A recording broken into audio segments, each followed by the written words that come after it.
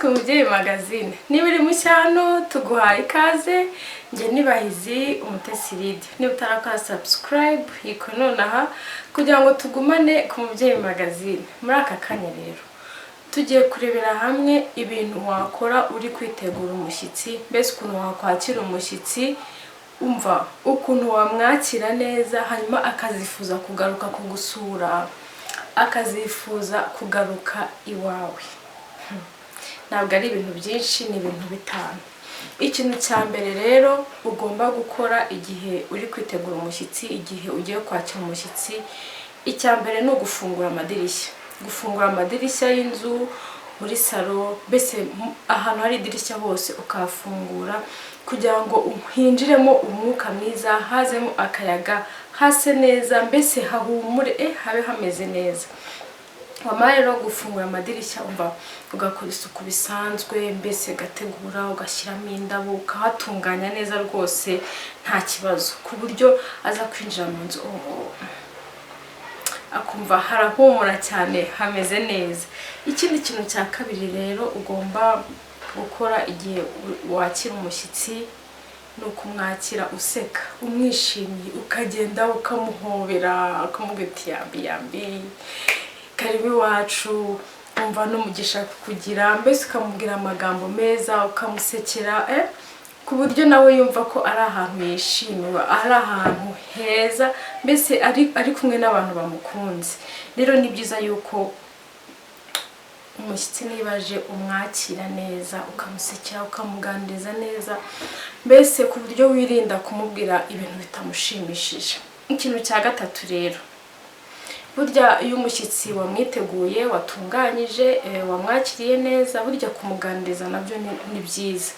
Kuko nanone kubona umushyitsi ukabona mwese muricaye muri salo, muri mu matelefone, buri wese ari mu matelefone, ahubwo muri kuganira ku bintu muri kureba, oya ntabwo ari byiza. Telefone muzishyire hasi, ubundi muganire, umva byahe na mva hehe, umva mwigishanye, buri wese ibyazi yigisha undi, buri wese, mbese ku buryo buri muntu wese akuramo akantu gashyashya. Rero uko mugenda muganira ni kugenda wumvamo akantu gashyashya, ni kugenda wumvamo akantu utaruzi. Ni byiza yuko unamusobanuza, mbese ku buryo umuntu yumva yishimiye, mbese ku buryo gutaha biza kuba kare, ntabitekereze ko agomba gutaha ako kanya. Ikindi kintu rero, reba icyo umuzimanira, muri kuganira, burya umuntu aba akeneye ikintu cyo kunywa, aba akeneye ikintu cyo kurya, mbese nawe ubwawe ugomba kugira ikintu utegura. Si mvuze ngo ugende uteke ukore ibintu byinshi cyane, ariko nibura vuga uti ndamuganda mu buzima nawe ndakaju, ndamugurira fanta, ndamugurira se amata, ndamuha se ubunyobwa, ndamuha se mbese ku buryo muganira hari akantu afite, mbese ari kwiyakiriraho, sibyo? Ikindi kintu rero muri kuganira urimo no kumwakira, mbese hari uburyo ushobora gutegura aho ugiye gutereka icyo kurya, gutereka icyo kunywa, mbese ku buryo abona ko ari ibintu bisa neza, ari ibintu bifite isuku. Rero ugiye ufite nk'umushyitsi uri bugaburire, uri buhe icyo kunywa, icyo kurya, ndetse mbese muri bwicare ku meza, ugomba gutegura amasupla meza.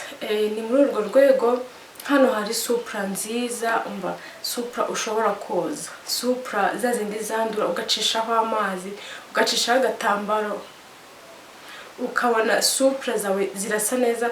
Ntugire ikibazo cy'ahantu ibiryo biri bufate, ntugire ikibazo cy'ukuntu mbese hari bumenekemo ibintu bigafatira, oya. Izi supla ni nziza rero. Waba uzifuza ndagushyiraho nimero uzihamagare, hanyuma rero umva baguhe supla nziza, ugende utegure mu rugo rwawe. Niba kandi hari n'izindi wari ufite, nta kibazo, nta kintu bitwaye, ariko gutegura supla nziza ku meza yo kwiraho nabyo ni byiza cyane. Burya byerekana n'ubusirimu bwawe ko bumeze, mbese uteguriye ugiye kurya wese aba yumva afite apeti, nta kintu na kimwe cyatuma udashobora kurya neza. Twagiye rero ku kintu cya gatanu wakora igihe uri kwakira umushyitsi kugira ngo umva azifuze kugaruka iwawe, mbese agende yishimye. Rero umushyitsi ushaka kumwicaza ahantu henshi hatandukanye bitewe naho nuko wabihisemo, ariko abenshi twakira abashyitsi muri salo. Akaba ariyo mpamvu rero mbere yuko umushyitsi aza ugomba gucekinga, ukagenda ukareba mu ntebe, ukareba ko nta tuntu tw'udusenyi turimo, nta biryo byatakayemo, mbese ku buryo haba hameze neza.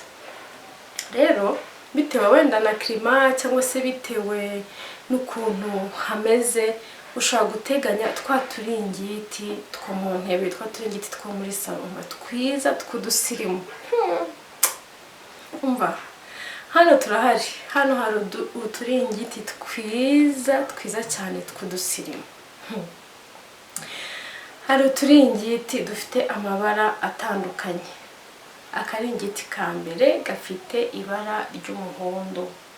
Umuhondo ndavuga se kumeze gutera, ariko ni umuhondo. Umva, aka karingiti karasa neza, karoroshye, gafite incunda. Akaringiti gafite incunda, ubona nyine ari agasirimu ukuntu, kandi twese twifuza kuba abasirimu. Akaringiti k'umuhondo rero umva ko muri salo ni keza cyane, ni keza mbese ku buryo mu byagufasha kwakira umushyitsi wawe kugira ngo abone ko wamwitayeho, nawe wumve ko umwicaye ahantu hasa neza. Akaringiti ko muri salo kaba ari ngombwa cyane mu bintu utegura, mu ukuntu wateguye salo yawe. Akandi karingiti dufite rero ni akaringiti gasa n'umweru. Akaringiti nako karasa neza, kararyoshye, gafite umubiri mwiza, gafite design nziza. Umva, mbese ntabwo mbizi, nawe ibaze ujyana bakakwakira cyangwa se wicaye mu rugo rwawe ufite kano karingiti, niyo waba utakifubitse ariko kukabona gatetse hariya n'indi decoration kongerera ubwiza salo yawe. Karingiti kumwe nako ni keza. Hari n'akandi karingiti rero gafite ibara ry'icyatsi. Umva, bitewe na decoration yawe yo mu nzu, bitewe n'amabara ukunda, ushobora gukoresha akaringiti k'icyatsi. Akaringiti k'icyatsi nako gafite design nziza. Umva, kadoze neza, karoroshye, ntabwo karemereye. Umva, wakifubikana n'umwana wawe, nawe ubwawe, cyangwa se n'uwo mwashakanye wenda mwicaye mu nzu. Mbese ntabwo mbizi, niba wari usanzwe ufite akaringiti wenda ko muri salo ka decoration, umva ubishoboye washaka kandi wongera ukajya usimbuza, sibyo? Noneho mu gihe wenda niba ufite turingiti tubiri, mu gihe kamwe mwakamishe ushobora guhinduranya ugashyiramo akandi, mbese ku buryo hadahora ibintu bisa, hadahora mbese ibintu ubona bya bintu twamenyereye gusa. Yego, biranashoboka yuko wanakamesa ukahareka uko hameze, mbese nta karimo, ariko ni byiza guhindura, ni byiza kugira salo isa neza, kugira mu nzu hasa neza. Noneho bikaba akarusho iyo hari umushyitsi, ku buryo abona ko harimo uburyohe mu nzu yawe. Mbese kuko iyo umuntu yakwiteguye ari kukwakira neza uba urabibona. Iyo umuntu yafashe umwanya, iyo umuntu yashyize imbaraga mu kukwakira urabibona. Rero ni byiza yuko abashyitsi bacu tubakira neza, baba abadutunguye, baba abaduteguje. Ni byiza. Yego, igihe rero umaze gutegura bya bindi byose mu nzu, haba habura akantu kamwe ko guhumuza mu nzu, haba habura akantu kamwe, niko kanyuma, ubundi ugahumuza mu nzu yawe, umva hakaba hahumura hameze neza. Rero ikintu wakoresha kugira ngo hahumuze, nk'ubu ngubu ngewe icyo nakoresheje harimo dawuni, ni ubwoko bwa Star Soft, ni dawuni navanze n'iyindi yitwa Biotol, hanyuma ngashyiramo n'aka essential oil gakeya, ubundi ngasprayinga kuri tapi, mu ntebe, ku marido, mbese muri salo muri rusange, ku buryo uba wumva hahumura. uyu muhumuro rero umaramo hagati y'amasaha 5 n'8. Uba wumva rwose kagahumuro kakirimo umunsi wose wakwinjira uvuye hanze ukumva ari guhumura cyane, ukumva hameze neza. Impamvu rero natekereje ko tuganira ku buryo wakwakira abashyitsi, buryo wakwakira umushyitsi akazifuza kugaruka iwawe, nuko hari igihe ushobora gusura umuntu, bibaho mu buzima bwacu bwa buri munsi, ukabona umuntu aho kukubwira ati yambika ati none unyibutse ute, wibutse ute kunsura, ninde ukuyoboye, ko byagenze bite, imvura iragwa. Ntabwo ari byo. Umushyitsi mwakira uko aje, buri muntu wese aba afite yumva ibintu mu mutwe, mu buzima bwe bituma wenda atabasha kukugeraho, ariko igihe abonekeye mwakire neza, sibyo? Mwakire neza. Hari n'abandi bantu usura aho kugira ngo akurebe neza, akwishimira kuko ati wambaye neza, urasa neza, akakubwira ese izo nkweto ubana inkweto nshyashya, agapantaro, agashati, agakomana, si nanjye wazampayira.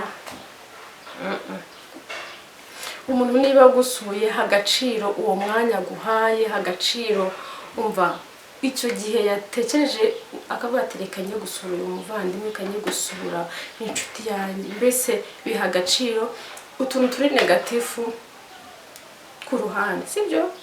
Turanire kubaho neza ndetse no kugira ejo hazaza hacu heza, twita ku bashyitsi, tubakira neza ku buryo bazifuza kugaruka iwacu. Niba utarakora subscribe, yikore nonaha, ukore like, ukore share, hanyuma tugumane ku Mubyeyi Magazine. Murakoze cyane, naho gutaha.